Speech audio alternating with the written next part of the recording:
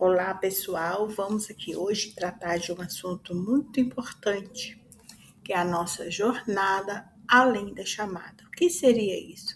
É decifrar os códigos, é decifrar os comportamentos de nossos estudantes, além das faltas lançadas no sistema presença. Então, é importante que a gente entenda, né? O sistema presença vem com um novo relatório agora em 2026 e a gente vai tratar esses motivos de faltas como uma falta ou como se fosse uma ponte de acolhimento dos nossos estudantes. É importante que vocês analisem adequadamente cada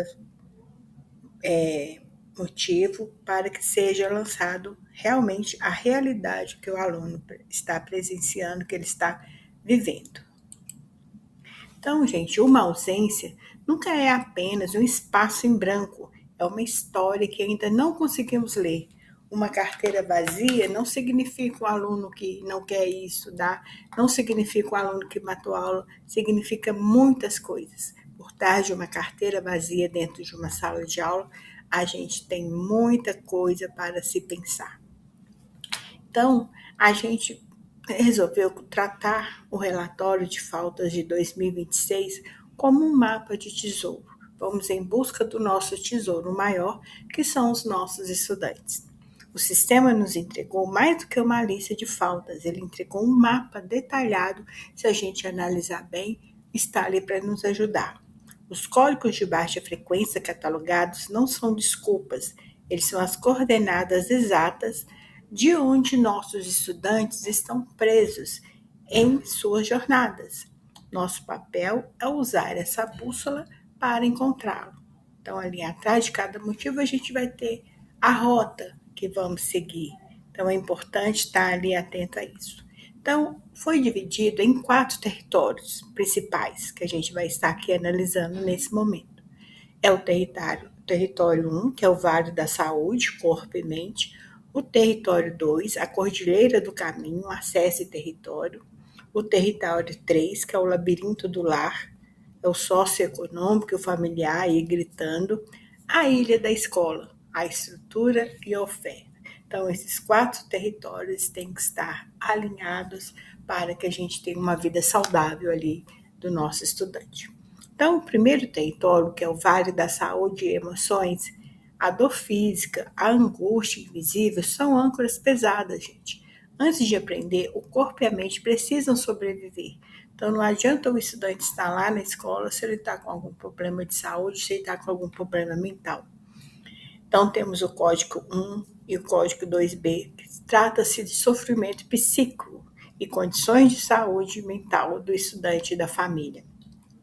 Temos ainda ali o código 1C, que vai falar sobre a saúde menstrual das nossas meninas, a falta de dignidade básica passando meninas da escola. Acredito ou não, a gente tem meninas que não tem como comprar um absorvente no dia que fica menstruada, então isso aí as impede de ir para a escola, às vezes é muita dor física mesmo, de cólica menstrual, e tudo isso faz com que ela se afaste. A gente tem que levar isso em consideração, além da TPM, que é normal, que abala o emocional das mulheres. Temos ainda o código 2C, que é o óbito familiar. Muitas vezes a nossa criança mora com um parente, mora com uma pessoa que toma conta, uma avó materna ou paterno, e essa pessoa vem a óbito. E muitas vezes o estudante tem até mesmo que mudar de casa, mudar de escola, mudar totalmente sua vida por conta desse óbito dessa pessoa e paralisa aí a sua jornada, ele tem que estar sempre recomeçando. E no território 2, que é a Cordilheira do Caminho, a gente fez aí um desenho do que pode ser o caminho da casa do estudante até a escola. Então, a gente tem primeiro, a gente sempre o maior motivo é o transporte. Tanto o transporte público como também o transporte escolar, às vezes aí atrapalha aí, né, que o aluno chegue até a escola. As estradas e vias intransitáveis, também um outro motivo aí que causa sim a ausência. E um ainda mais agravante, que é a violência no trajeto ou na área onde mora, transformando o caminho em uma zona de medo.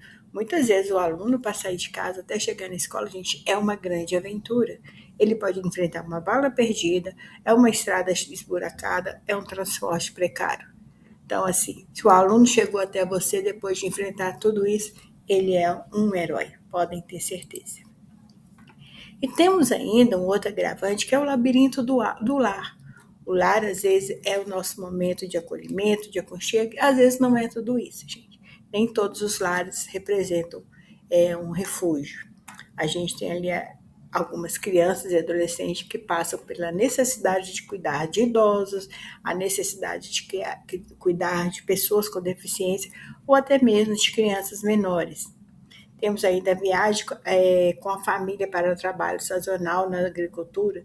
Né? A gente está no estado onde a agricultura, a pecuária, a mineração faz com que nossas famílias transitem de um lugar para o outro.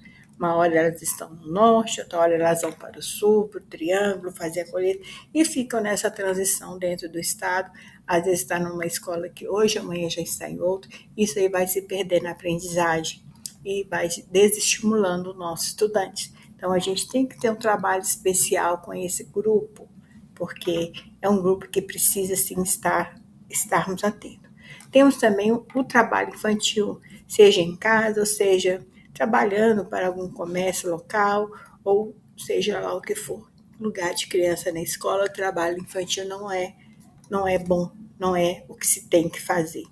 Então, em regime de trabalho irregular, adolescentes aí que estão trabalhando aí, a gente está vendo aí a olhos isso, muitos adolescentes no trabalho, muitos de forma regular, né, por menor aprendiz, essas associações, mas muitos não são isso não, gente.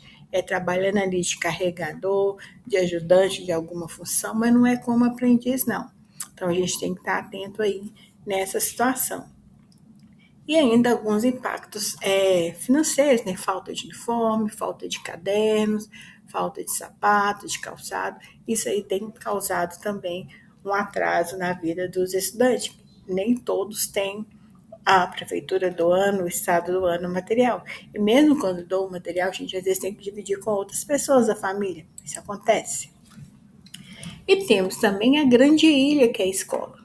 E muitas vezes essa escola, gente, ela é cercada por barreiras invisíveis, grandes montanhas que cercam as nossas escolas. Às vezes não dá para quebrar rapidamente. Então, a gente tem problemas com a inclusão de estudantes que precisam de acessibilidade, precisam de um professor de apoio, de uma rede de proteção para essas crianças que precisam de atenção especial. Né? Especial são todos os estudantes, mas a gente tem um público que merece ali um apoio estudantil, ter uma acessibilidade melhor dentro da escola. E ainda na escola tem preconceito, tem bullying, tem violência dentro e fora do ambiente escolar. Então, quando isso acontece, gente, é preciso que a gestão escolar seja atenta para que isso não ocorra. A gente tem casos que o aluno, né, tem ali um apelido que ele não gosta, mas aí às vezes até mesmo o professor chama o estudante por esse apelido. Isso aí causa um desconforto muito grande, gente. A brincadeira passa de ser brincadeira quando quem está alguém não está mais se divertindo. Então aí tem que ter esse cuidado. E a própria infraestrutura da escola. A escola tem que estar sempre limpinha, tem que estar com uma boa merenda, os banheiros limpos. Isso aí é um cuidado que a escola tem que ter, porque a escola serve de acolhimento para os nossos alunos, que muitas vezes não tem isso em casa. Então, se o aluno está ali na escola, ele quer ser protegido também ali. Ali que ele encontra a proteção necessária. Então, a escola faz esse papel. Então, temos aqui agora o que nós vemos e o que o relatório mostra. O que a gente vê, às vezes, como professor, como pessoa vendo de fora? A gente, às vezes, vê um aluno preguiçoso e desinteressado. Será que é realmente isso? Será que não seria essa desmotivação crônica? Não seria um sofrimento psíquico? Não foi diagnosticado? Será que essa criança não está atravessando um momento ruim, não tem com quem desabafar, não tem com quem falar? Outro mito que a gente sempre usa, a família não liga para a educação dele, não está nem aí. Será, gente? Será que a ausência não é um descaso familiar, mas falta de material básico para comparecer ou a obrigação invisível de cuidar de irmãos mais novos? Às vezes a gente fala que a família não está aí, mas quantas vezes você também, por conta de trabalho, não pode comparecer à escola, porque tem necessidades, né, ali para o sustento mesmo da família, que te impede de chegar até a escola, de acompanhar o filho adequadamente. Então não dá para a gente julgar, porque a gente não sabe o que essa família está passando, porque faltas de condições financeiras mesmo. Às vezes a mãe não tem um chinelo para ir na escola, ela tem vergonha de qualquer jeito. Então é preciso analisar tudo isso antes de julgar. Temos ainda outro, ele só quer saber de rua, ele não quer saber de escola, ele não quer saber de nada. Então o abandono temporário, gente, ele é ditado pelo trabalho infantil para garantir a sobrevivência familiar. Muitas vezes o adolescente ou mesmo as crianças, eles ficam na rua, gente, não é porque querem ficar na rua, às vezes é por conta de receber um alimento, eles procuram um lugar fácil de receber um dinheiro mais rápido. É aí onde que podem cair no crime, onde que pode começar com pequenos furtos. Então a necessidade de ficar na rua, às vezes é falta de alguma coisa dentro de casa. Então, a escola tem a obrigação de fazer esse papel, de suprir todas as necessidades do aluno? Não. Mas a gente tem como dar um conforto, como a gente conversar. Cada aluno, gente, ele carrega consigo uma mochila invisível que a gente não vê. E essa mochila tem um peso muito pesado. Ela vem com coisas pesadíssimas. Ela é invisível, mas ela tem códigos ali que a gente vai poder usar para estar apoiando esse aluno. E uma coisa muito importante, a gente tem que ouvir os nossos estudantes, tá? A gente vai começar a esvaziar essa mochila oferecendo uma escola segura, uma escola onde ele vai ter uma proteção, ele vai ter uma escuta, ele vai ter um acolhimento. Então, estaremos ali fazendo a função não só de professor, não só de educador, porque hoje em dia ser professor, estar dentro de uma escola, seja ela na função de cantineira, seja o porteiro da escola, seja qualquer função, você está ali para proteger, escutar e acolher. Seja aluno, seja servidor, seja professor. A escola é uma comunidade onde as pessoas deveriam se abraçar e se proteger, tá? É uma proteção para todos. Isso que a gente tem que pensar sempre. E nós vamos ser, além de ser fiscais, nós não seremos fiscais da presença do estudante, mas sim os faróis que vão iluminar esse caminho do estudante.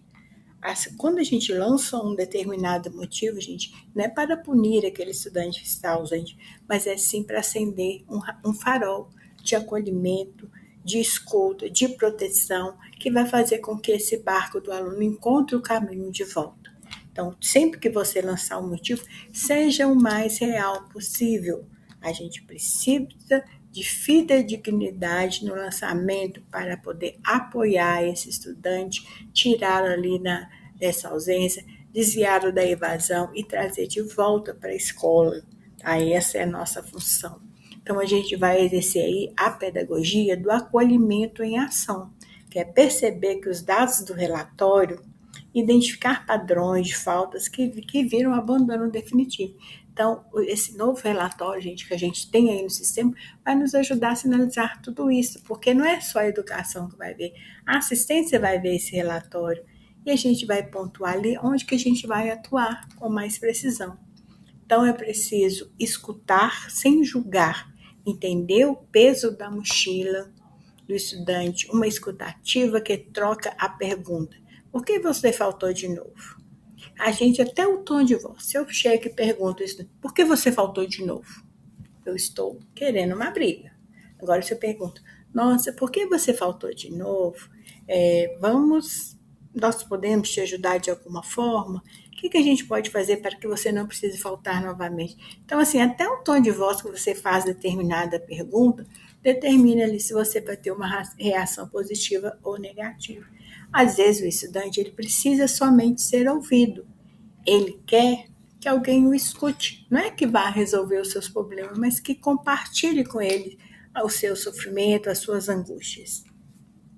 Então, conectar. Ninguém salva o mundo sozinho. Então, assim, a gente não vai estar sozinho em momento algum. Você não vai ser um grande herói na vida de ninguém.